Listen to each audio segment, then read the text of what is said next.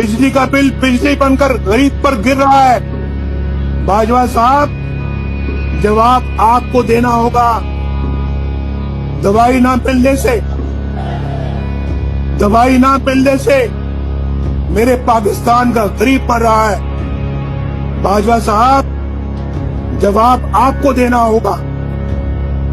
गरीब की रोटी 10 रुपए की हो गई है। बाजवा साहब, जवाब आपको देना होगा। और जनरल फैज, ये सब कुछ आपके हाथों से हुआ है। जवाब भी आपको देना होगा। आपने नवाज शरीफ को बागी कहना है, जरूर कहिए। गद्दार कहना है, जरूर कहिए। इश्तिहारी कहना है, जरूर कहिए। हाई जैकर कहना है, जरूर कहिए। लेकिन नवाज शरीफ अपने गरीब और मजलूम आवाज की आवाज बनता रहेगा। We contacted Priti Patel MP, the Home Office Minister, to ask her why Nawaz Sharif, who had overstayed his British visitor visa by 2 years, had not been extradited from Britain. Priti Patel had been eager to deport asylum seekers during her time at the Home Office, yet she took no action against Nawaz Sharif. Priti Patel MP in the Home Office did not agree to an interview. We also contacted the National Crime Agency. We wanted to find out why there had been no meaningful investigation into Nawaz Sharif's assets. The NCA did not agree to speak to us. Nawaz Sharif is not the only member of the Sharif family who has made London his home. London is the second home of House of Sharif. Hassan Nawaz is here, Hussein Nawaz is here, Hussein's children, Zikriya and another son is here, right? Hassan's children are here, Nawaz Sharif is here. And then if you look at Ali Dar, who is the son-in-law of Nawaz Sharif, Asma Nawaz Sharif, who is the youngest daughter of Nawaz Sharif, she's here. Ishaq Dar is here. Then Shehbaz Sharif family is here as well. Sulaiman Shehbaz is here. Ali Imran, who is actually the son-in-law of Shehbaz Sharif, who also lives in this country. Shehbaz Sharif's daughter, Rabia Imran, is also in this country. And she is actually on a run and wanted in Pakistan. Ali Imran is wanted in Pakistan. Ishaq Dar is wanted in Pakistan. All these people are wanted in Pakistan. Sitting in Pakistan, in third world country, you look at it as to why most of the people who are wanted by the courts in Pakistan, by the law in Pakistan, they find a refuge in London, UK. It doesn't make sense to me.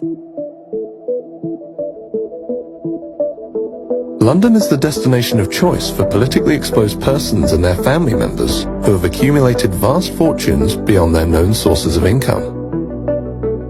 These fortunes are frequently laundered or transferred offshore to or through British dependent jurisdictions, where their origin and ownership are obscured and money can be reinvested into the global economy. Capital flight is a major concern for developing countries. We know that there is a huge capital flight, and it's not just specific to our time period. It has been historical. It directly impacts the economy because you see the issue is that if our currency is not doing well, and we have a serious issue of sustaining the value of Pakistani rupee, that has a correlation with capital flight. The Financial Action Task Force, or FATF, an intergovernmental money laundering and terrorist financing watchdog headquartered in Paris, had put Pakistan on its grey list of jurisdictions. Our financial systems have been made more accessible. We have sharing of information with almost everyone. We are pursuing many money laundering cases as far as we can pursue, because of course the missing element still is the cooperation from the other jurisdictions. That is not forthcoming. And sometimes we wonder that we are in grey list, but the money that has been taken from here is in countries which are not in the grey list. So that is something that, sometimes is like, okay, so why are we in the grey list then? We approached the FATF for an interview. The FATF declined to speak to us. We would have liked to ask the FATF how it was possible for the UK, Switzerland and Luxembourg, among others, to be considered clean when these countries are known to be major money laundering centres, through whose economies billions of dollars of illicit money are reinvested every year. The money is stolen here and it is hidden in the developed countries, in the developed world. If that is happening, it's not just the fault of Pakistani system that the money is able to go out. What I question is the double standards. So for example, if you ask on one side from countries like Pakistan to have more checks and be more open, we expect in return the same from other countries when we are investigating someone. We will write a mutual legal assistance request to, let's say, Switzerland, and we will say that we have information that Mr. A has a bank account in Switzerland in such and such bank. We don't know the branch, we don't know the account number, but he's definitely in the system and his identity, date of birth, everything is shared, and we will seek information. And maybe 1 year or 2 years after, we will receive certain questions from saying, can you identify the branch name, or can you give us the account number? Whereas we have said in our first request, we don't have those. When Pakistan Tehreek-e-Insaf government came into power, we formed an informal arrangement with the UK authorities called Justice and Accountability Initiative, and NCA also set up a small anti-corruption unit within NCA, which was to assist in Pakistan on its request.